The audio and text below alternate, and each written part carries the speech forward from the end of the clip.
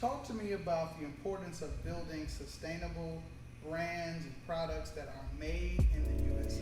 Yes, yes. So, one and foremost, fast fashion is the second largest polluter in the world. So it's a really big issue and we all know about it, but what are we doing about it? So for me, it's important as a brand, as a retailer, a designer, that anything new that we're putting in the market is going to be beneficial to the earth. And most manufacturers that are overseas, they're great quality. Nothing's wrong with over offshore manufacturing. But let's think about the times today, right? COVID, the pandemic.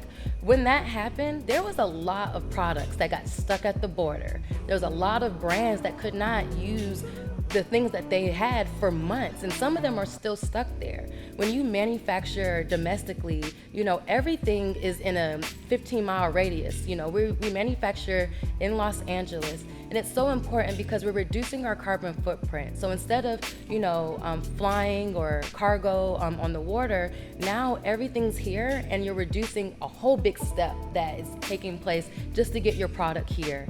And so manufacturing, in the United States not only is sustainable, but it's providing an opportunity to have quick turnaround times, more control over your products, being able to really be a part of that versus just getting images from, a different time zone. It's just so important to have that real connection and just understanding that sustainability is the world that we need today, because we don't have a planet B, and it's up to our generation to make sure that our kids can have a nice green planet to live on.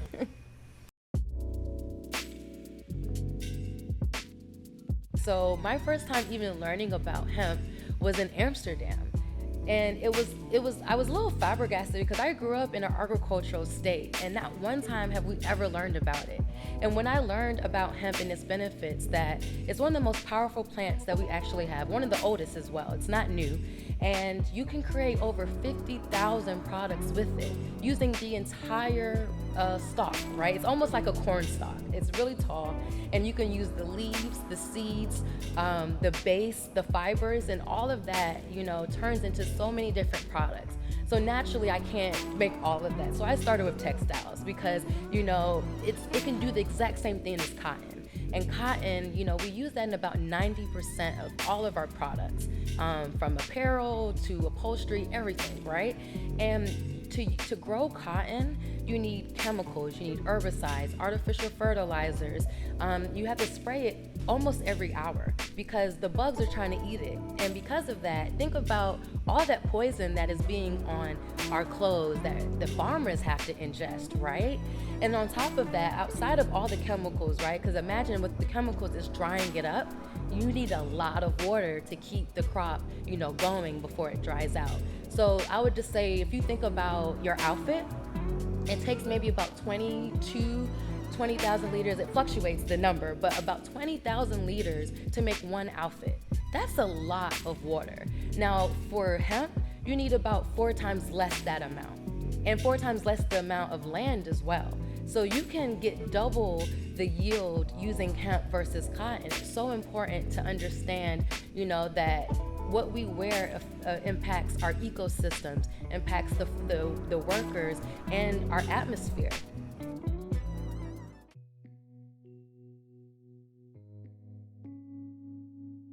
So one of the main pain points that I was first, faced with was high, minimums.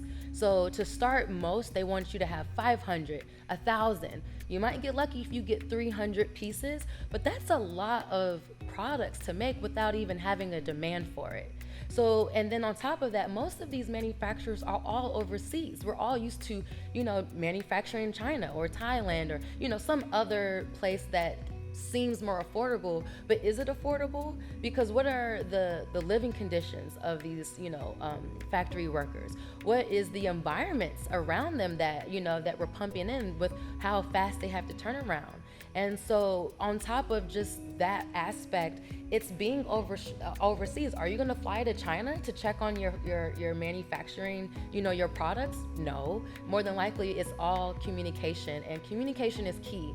And so having that partnership with someone who is at least in your state or in your country is so important, because you have, one, a better control, a quicker turnaround time, and it's sustainable. You're reducing your carbon footprint. You don't have to ship, you don't have to fly. It's all right here. You still have to do that, but it's a little smaller than it would be all over the, crossing the ocean.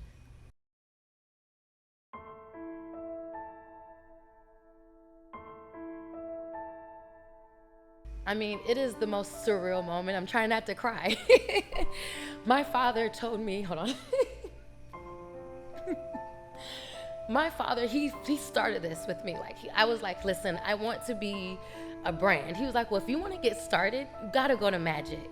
And I was like, okay, I don't know what that is. He's like, you don't know what Magic is? And I was like, no. And so I go to the Magic trade show, and like you said, it is full of factories, fabrics, so many different solutions. But I knew from the beginning that I wanted it to be sustainable, and it was so hard. There was literally nobody there saying, hey, we got sustainable fabrics. Hey, we are eco-friendly. Like, I would ask, they'd be like, no, but we can make this for you. And I'm like, okay. And so it's so important, because when I was looking for those resources, now I'm gonna be that resource. I'm gonna be able to help brands easily make whatever they need. We have patterns ready to go. We have factories, dye houses. We have everything you need to have a sustainable brand so easy. And I'm so excited, because not only is my first time ever being an exhibitor, but it's the first time ever that Magic is focusing on hemp. It's kind of a secret that I said that, but it's the first time. And when they knew about me and when they found out, they was like, listen, you have to be a part of the show. I'm like, I have to be.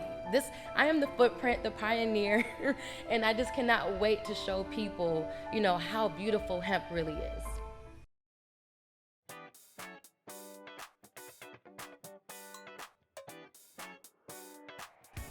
Man, Urbane is gonna be so much. We're gonna be a powerhouse. We're gonna, I'm speaking into existence. We're gonna have our own hemp farm. And so by having our own hemp farm, we're gonna be able to create, like I said, over 50,000 products. There's so much we can do with that. We're gonna start with textile industry, of course. You can go into beauty. You can go into furniture, home, all of that. We're gonna really focus on, because we wanna create hemp communities, right? We wanna make sure that we're living healthy, living good, living clean, and that anything that we're putting out with designers, collaborators, anything, is gonna be with hemp. And it's so important, because now that hemp is legal in the United States as of 2018, the game is gonna change, and it's gonna change fast. They used to call hemp the billion-dollar crop. And so it's important that we're on this wave now and showing everyone why it's called that.